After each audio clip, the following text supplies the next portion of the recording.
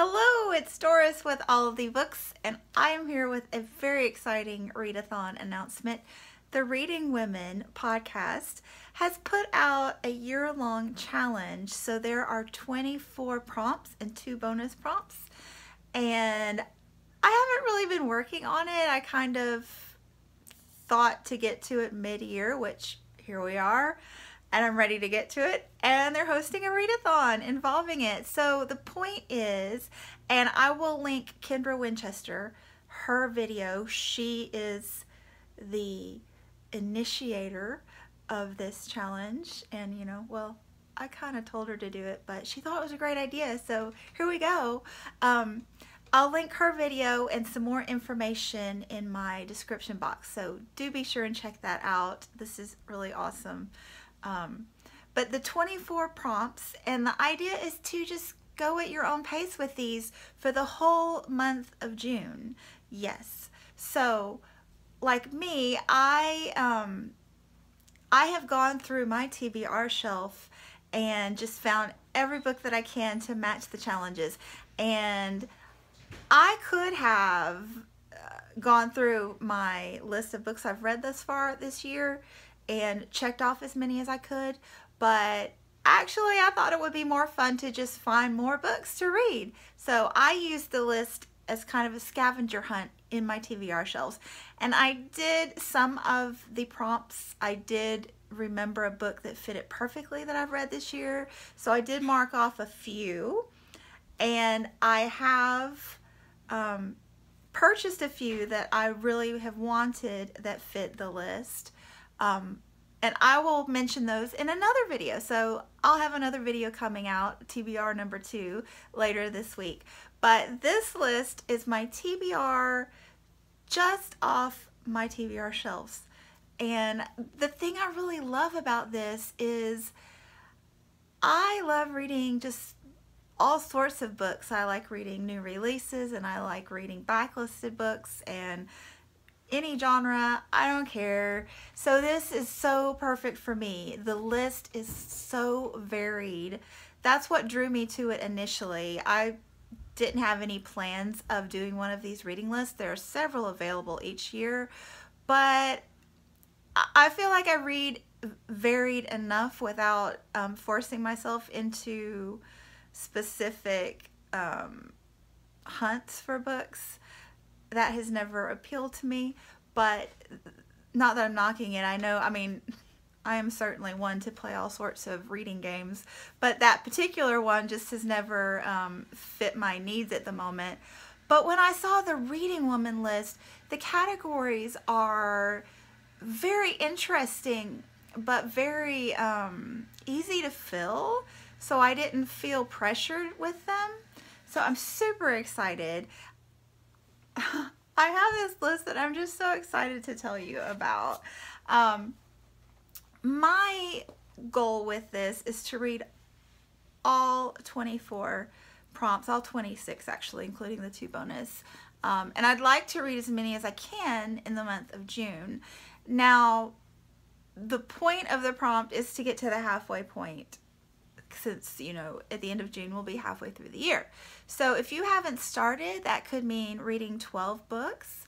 And then, as I said, you can go back and look. Maybe you've been participating already and you have a lot marked off.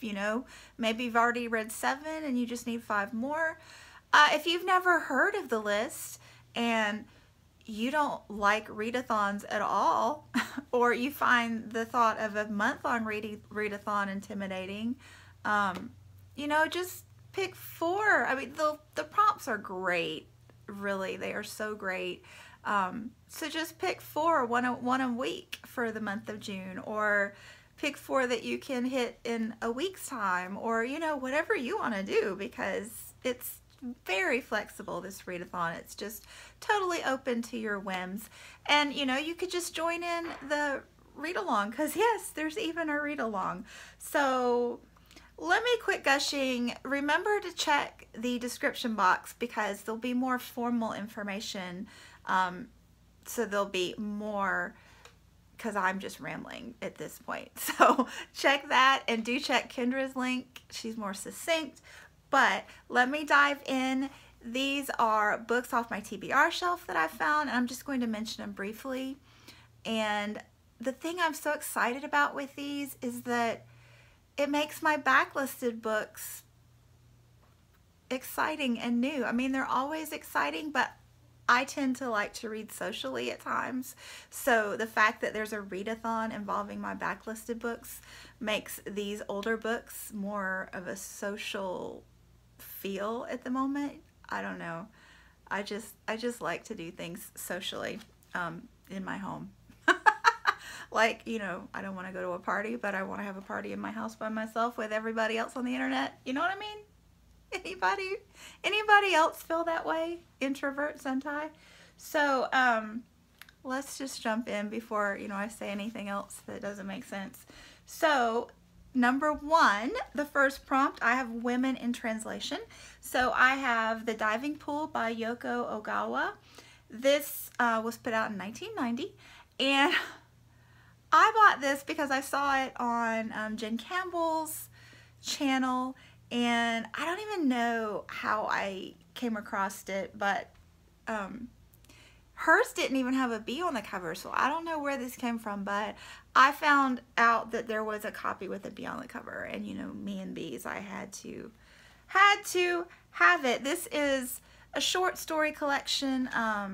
They're longer short stories, approaching novella length, some of them. And did not realize this was the author. I've had this book on my shelf this whole time. Didn't realize it was The Housekeeper and the Professor, which I read last year and absolutely loved. So very much looking forward to this. And I think it's going to have a different vibe. The Housekeeper and the Professor was kind of heartwarming. And this one, the blurb on the back says creepy and disturbingly lovely. And I'm reading See What I Have Done right now, and disturbing is, yes, I'm into disturbing at the moment. The next one I have is another short story collection, and this is prompt number 4, which is actually read a short story collection. And let me go ahead and say the Reading Woman Challenge, I didn't mention this earlier, but all of these books are by or about women, and I've been specific to make sure they're all by female authors. So there's that. This was 2008 Pulitzer Prize winner, and this is interconnected short stories based around a retired school teacher from small town in Maine. Yes. I think this one is probably a booktube darling. I've heard it buzzed quite often. From time to time it comes up. Then we jump into nonfiction. The Future is History by Masha, Gessen. This one won the National Book Award for nonfiction this year, written in 2017. And the topic, this challenge was for number 7, a book in Russia or by a Russian author. And this one is quite obviously from the byline, How Totalitarianism Reclaimed Russia. This one, the author, Masha Gessen, is a Russian-American journalist. So there's that. And then we have one that's been sitting around for a year now, number 8, Immigrant or Refugee. This one was put out in 2017, and something seemed compelling. I saw it was linked for me on Amazon, and I just was like, is this not compelling? I don't know. This one starts out in a Chinese mountain village, very remote, and a young girl becomes pregnant out of wedlock, and instead of killing the baby, she leaves it at an orphanage.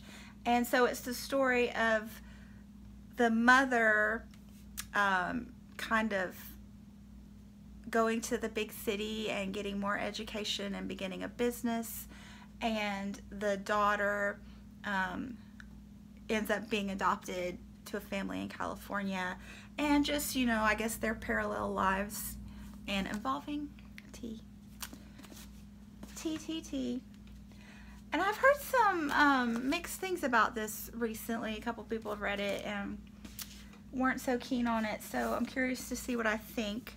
Then I have number 9, an Australian or Canadian author. This one was put out in 2012, Dear Life by Alice Munro. This was a complete and total cover buy. I mean, look at how beautiful. I just think this is gorgeous. And there's Dear Alice on the back, and my cheat notes because my memory is horrendous. This one I believe is another short story. It is a short story collection. And I don't know if this one's interconnected or not, but these are very atmospheric to Ontario, Canada. And we have some topics of the road not taken, major life twists of fate, and then some of them are somewhat autobiographical for the author. So, and then we are jumping to number 10, an essay collection. This one was put out in 2002, and Barbara Kingsolver is a big name, much beloved author.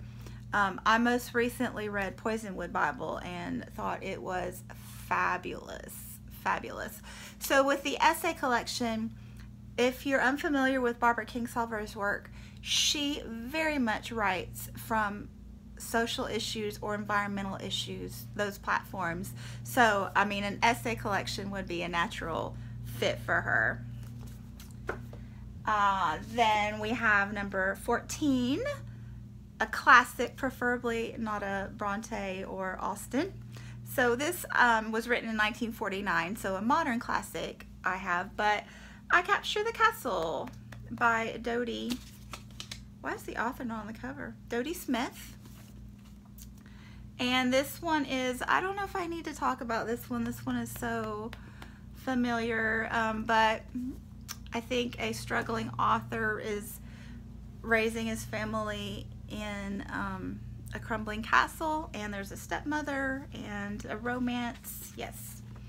Then we have number 17, a book with a food item in the title. So I have My Year of Meats by Ruth Ozeki.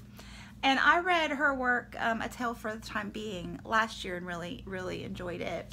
So this one was put out in 1998. It's her debut work, and it seems kind of contemporary with pop television and the meat industry and a Japanese housewife. So yeah. Number 18, a female Nobel Prize winner, Doris Lessing. I grabbed this one because my name is Doris.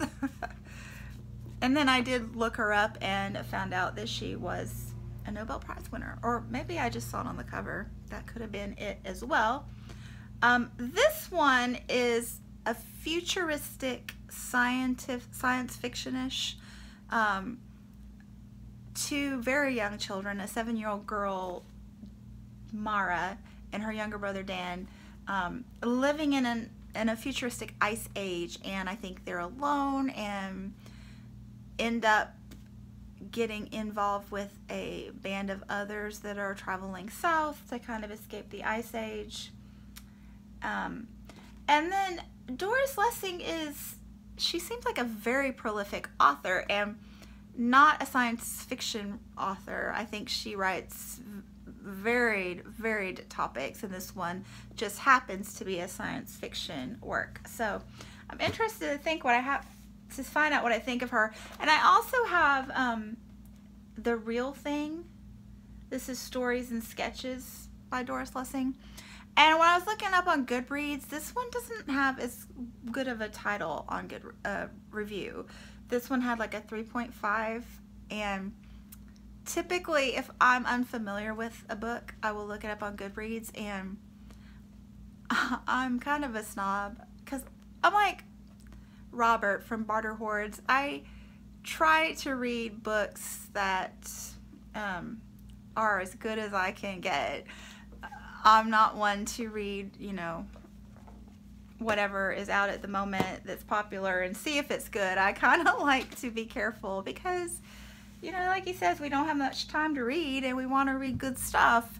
So I tend to, on Goodreads, if it's a book that someone specifically suggested to me, or a topic that I'm really interested in, of course I will read it. But if I'm unfamiliar and I'm just shopping at a used bookstore, I use Goodreads a lot, and my filter is 3.83. I don't know where I came up with that number, but that's my cutoff point-ish. So this one has a 3.83, so I think it's probably, there's a good chance that it'll be a good one. This one's 3.5, and not so much a good chance, but you know.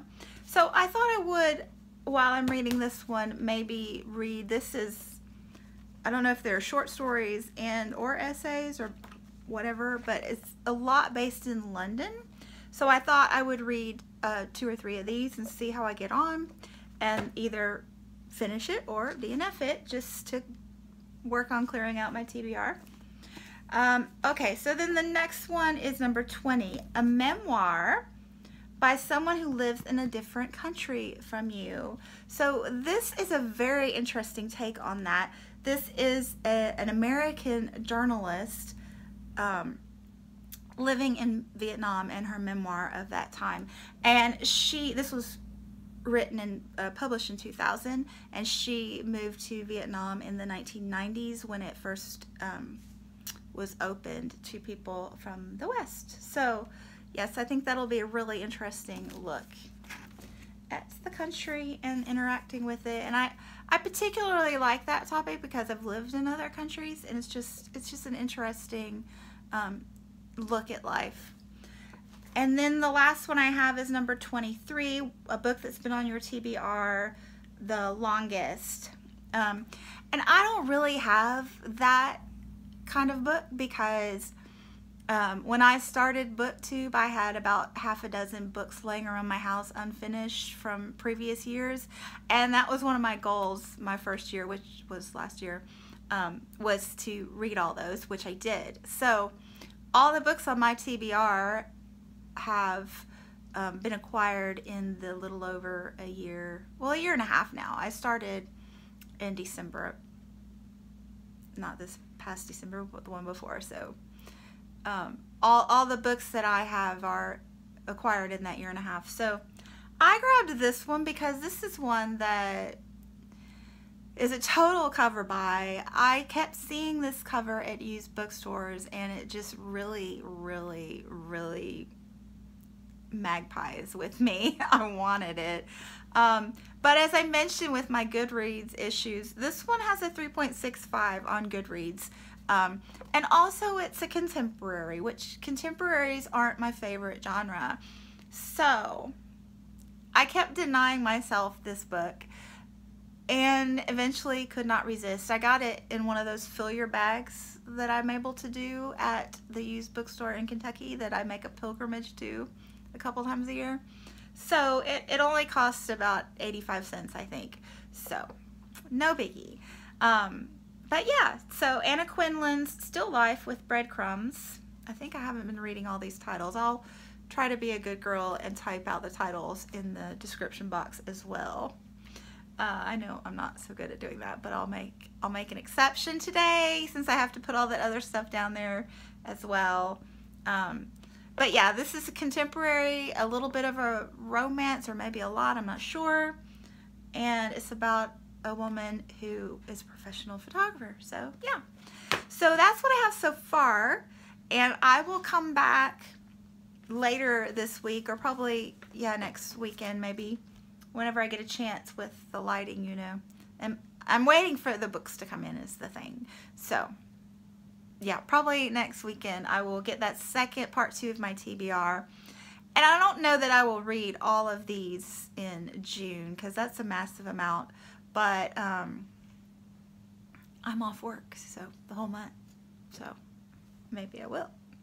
Anyway, and then this last one I have the read along, which is Virginia Woolf's Mrs. Dalloway, written and published in, I don't know when it was written, but published in 1925. This is the read along. This is Kendra Winchester's favorite book, and I don't think I need to say anything else about it. So that's what I have for today, and I will be back with part 2. And I hope you will join in with this readathon, because it's going to be so much fun So much fun. And I would love to see your TBRs, to see everybody's take on these topics, and just get a lot of book recommendations. So yeah. Anyway, thanks for watching, and I will be back soon.